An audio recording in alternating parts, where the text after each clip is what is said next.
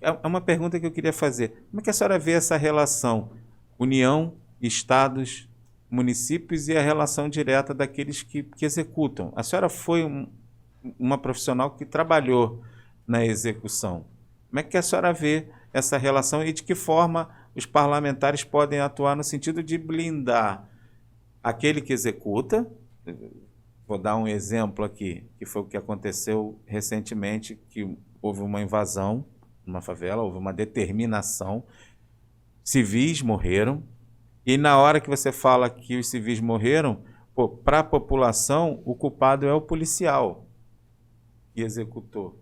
E eu não consigo enxergar muito dessa forma. Estou dando isso como exemplo até para a senhora poder falar e a gente poder tocar nesse assunto aqui, que é sempre, para mim, muito interessante, né? Olha, Luiz Cláudio, você está correto quando você faz a análise que na última eleição o fator segurança foi preponderante para a escolha do governador.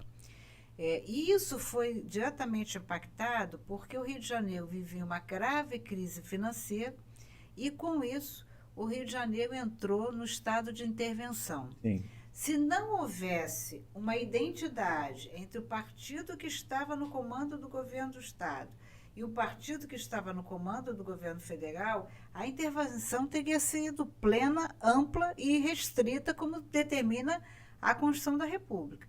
Como havia essa identidade, o mesmo partido, eles optaram por uma intervenção na área da segurança. E a gente vivenciou, então, a retirada do comando da segurança do governo do estado para a figura de um general do Exército, né, que hoje, inclusive, ocupa um cargo de relevância no governo federal, de um general do Exército e também o secretário de Segurança deixou de ser um delegado da Polícia Federal para ser um general do Exército também. Então, a gente vivencia naquele momento algo que a gente já tinha vivenciado antes. Porque quando eu falei aqui do estelionato eleitoral, de que vamos vencer a criminalidade em 6 meses, a gente vai se lembrar também da Rio 92.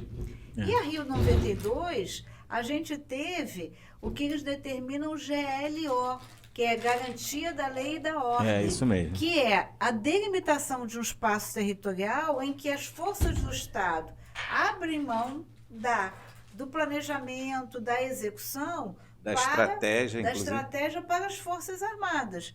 E nós vamos nos lembrar aqui da cena de um tanque com seu canhão voltado para a comunidade da Rocinha. Nós vamos nos lembrar disso. Mas aquele resultado, aquele planejamento trouxe para a população uma sensação de segurança que fez com que na próxima eleição, que foi exatamente 2018. em 94, os dois candidatos que foram para o segundo turno diziam que iriam ter à frente da Secretaria de Segurança um general do Exército, e assim foi, né? No primeiro momento, o general da Silva, que coordenou a Rio 92, e no segundo momento, o general Cerqueira, né? Quando vem as eleições de 98, o primeiro secretário de Segurança foi um general do Exército também, o general Siqueira. Então, na verdade, a gente vê, né, como as Forças Armadas foram, ao longo desses últimos tempos, também utilizadas para a questão da segurança pública. Vamos nos lembrar aqui das ocupações no momento das unidades de polícia pacificadora, em que a gente teve também a participação da Marinha, né? Com seus anfíbios na contenção do território. Então, sempre houve essa ligação estreita com as Forças Armadas quando a gente pensava em segurança pública. O problema que você traz para a gente é o seguinte: o governador é eleito e diz que vai dar o tiro na cabecinha. É isso mesmo. Né? E ele diz que vai dar o tiro na cabecinha, bate no peito, diz que ele vai defender os policiais. Nós vamos nos lembrar de uma cena patética, que foi um episódio que aconteceu de um sequestro de um ônibus na Ponte Rio-Niterói, né?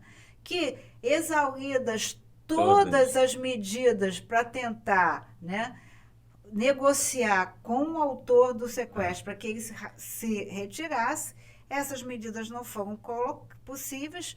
na verdade, se tinha ali em perigo real e iminente as pessoas que estavam naquele ônibus, então se usa o emprego da força e aquele homem vem a ser, né, abatido, alvejado, depois de exaurida todas as prerrogativas da negociação. Ali a gente tinha verdadeiramente, né, a necessidade do uso da força e da questão da defesa, a defesa pessoal de terceiros, né, a legítima defesa de terceiros. E que eu quero chamar a atenção à memória de todo mundo, que o governador saiu pateticamente do helicóptero, comemorando, né? E atrás de si, né, um aprendiz de feiticeiro que vinha gravando aquela cena patética. E nenhum policial militar aplaudiu ou comemorou.